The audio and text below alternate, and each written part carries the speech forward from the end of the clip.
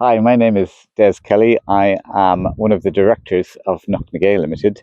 I've been on the board for just over a year. My name is Maria de la Torre. I'm currently the chair of Knocknagael Limited. We're a small charity that has been working on this project for the last 10 years. Our journey started about 10 years ago when this field that I've got behind me was declared surplus to requirement. It's owned by the Scottish Government and it's part of the Bull Stud Farm. And this sparked a lot of community interest in saving the fields for the future. The fields were put up for planning permission, and it's when movement galvanised to try and develop an alternative vision. And Knocknagael was initially a small association, and then we were advised that we should be really looking at becoming a company and a charity and look at acquiring the asset through the Community Empowerment Act, which is what we've done. So we put in our application, and our request for acquiring the asset was rejected. We've had to fight for a number of years. We had to go through a planning inquiry to make our case for the fields, and were able to make a successful application. Despite the strong evidence that we managed to gather, both in terms of the benefits that the project will have for the community and the strong support there is and desire for this project to happen, we've had a lot of difficulties in making our case. And even though it was 2 years ago that we were granted the application for the field, we're still really in the throes of getting the legal transaction negotiated, which is sort of slightly disappointing. I have a background in civil engineering. I have been working with the other board members of Knocknagael and a landscape architect who we appointed late last year, Igloo Studio at Edinburgh, to develop a design for the first phase of the Green Hub, the allotment layout for the Smiddy Field behind us here. The Smiddy Field is 20 acres. It's quite a substantial space. That's about 8 hectares. Our first phase for the development of the allotments will involve just under 2 hectares of developed allotment area. In addition to that, we'll have a community orchard. And we've been working with Igloo Studio at Edinburgh to design the entrance layout, which will involve the construction of a car park, parking facilities, disabled access, cycleway, walkways into the project. And it's more than just an allotment site, it's a green hub, basically. We've called it Knocknagael Green Hub. There'll be a number of polytunnels, 3 polytunnels we've got built into the design, which will be for community use. Storage container areas, we've got a picnic area, we've got disabled parking, disabled access, composting beds, basically everything you need for a layout for a good allotment scheme. Nicely surfaced walkways and nice accessible areas for wheelchair users. Different sizes of allotments. We've got on our drawing here, we've got 145 allotments of 3 different sizes, so suitable for family use or larger allotments for school groups. It would be lovely to see groups of school children coming and developing the curriculum for outdoor education through working one of the allotments on site. I think that's a really important idea. You know, one thing that is really valuable from this Smiddy Field, what it makes it so good for the community, is that it's just on the edge of town, in that interface between the urban and the rural areas. So the field is about within a few minutes of walking from a number of schools. There's about 6 schools that are within 2 miles. And the Inverness Royal Academy, the biggest secondary school, is about 5 minutes walking. And there is it's a significant part of Inverness that are within easy walking distance from the field.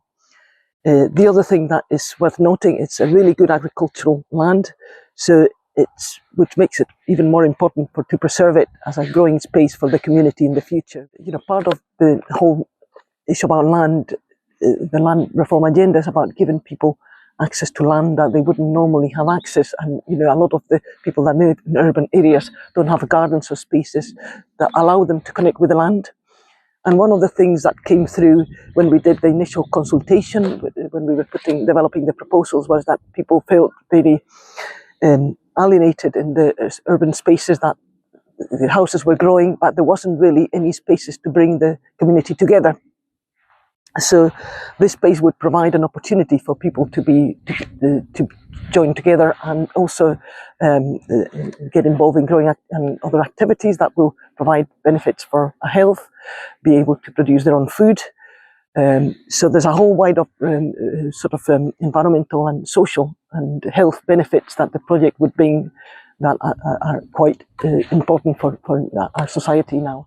We've made significant progress to date, even though you can't see anything on the ground. We have carried out the archaeology survey on the ground, which again we engaged with schools. We brought school groups in to see if we could find anything. We've done a number of activities. We've held 2 community ceilidhs at St Mary's Church Hall to raise funds. In anticipation of us taking ownership of the field and developing the community orchard, we've had 2 events where we've actually done our own tree grafting. So we've had quite a number of members attend events around about April and May time to graft all of the new trees for the apple orchard, and then subsequent to that we had another separate grafting event for plum trees. So we have the community orchard, which will appear in this field, actually growing in pots in nearby Torbeck orchard, just about 3/4 of a mile from here. And in that respect, each person who grafted a tree, if you like, almost takes ownership of that tree, and that they can look back in years to come and say, that's a tree I grafted, 10, 20 years ago, and it was grown on in a pot for, say, the first 2 years, 2-3 years, and then planted out in the community orchard. And we've got some really wonderful varieties, old heritage apple varieties, Scottish varieties. We have put the planning application through now with Highland Council. So we're hoping that the planning application will come through very shortly, probably by October. Although we find that really the Community Empowerment Act is a very useful and powerful instrument to be able to empower communities to put up proposals and look at, develop the ambition to acquire the land, there's still a lot of problems with the process, and really there are improvements to be made in making sure that those public bodies that hold land should really be more detached in terms of how they handle these applications. There's still a lot of imbalance in how the resources are applied. We are really relying on volunteers. We're relying on our own time, while Scottish Government have been able to employ lawyers, and they are not really collaborating with us in helping us take it forward. There is also a strong emphasis on conditions that really shouldn't be part of the process of acquiring assets. They should be handed through to communities in a fair and transparent way, which is not happening. The other thing that's important to mention is that despite all the difficulties we've had, the process of having to fight for the land has brought people together.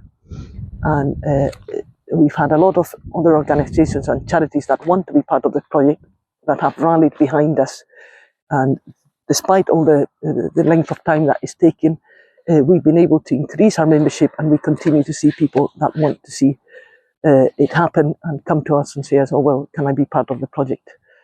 I must say we've had a lot of support from other organisations. I want to mention Highlands and Islands Enterprise, DETAS, and in particular the Scottish Land Fund.